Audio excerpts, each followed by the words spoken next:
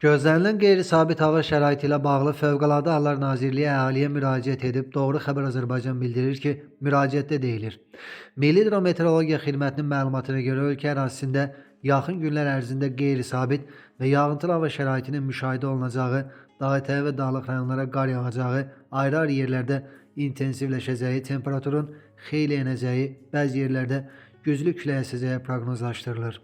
Odur ki, müvafiq təhlükəsizlik qaydalarına ciddi əməl etmək lazımdır.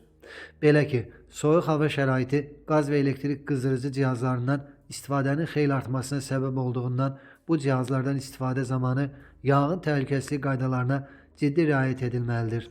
Nasaz, qeyri-standart və ya kustar üsulla hazırlanmış qızdırıcı cihazlardan istifadə edilməməli, elektrik şəbəkəsi həddindən artıq yüklənməməli, işləv vəziyyətdə olan qızdırıcı cihazlar nəzarətsiz qoyulmamalıdır.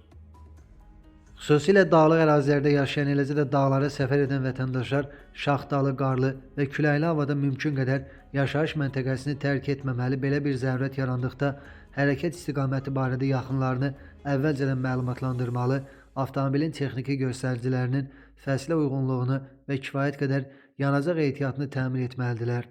Qar uçqunu ehtimalı olan yerlərdən, o cümlədən dik yamaclardan kənar gəzmək və günün qaranlıq vaxtına qalmadan yaşayış məntəqəsinə geri dönmək vacibdir. Bundan başqa güclü külək zamanı yüngül konstruksiyalı və müvəqqəti tikililərdən, bina və reklam lövhələrindən uzaq durmaq, elektrik dirəyi və naqillərinin, hündür ağacların altında dayanmamaq tövsiyə olunur. Həmçinin güclü küləyin baş verən yanğınların söndürülməsi ilə əlaqədar yaratdığı çətinlikləri nəzərə alaraq küləkli hava şəraitində yanğın təhlükəsizliyi qaydalarına da xüsusilə ciddi riayət edilməlidir.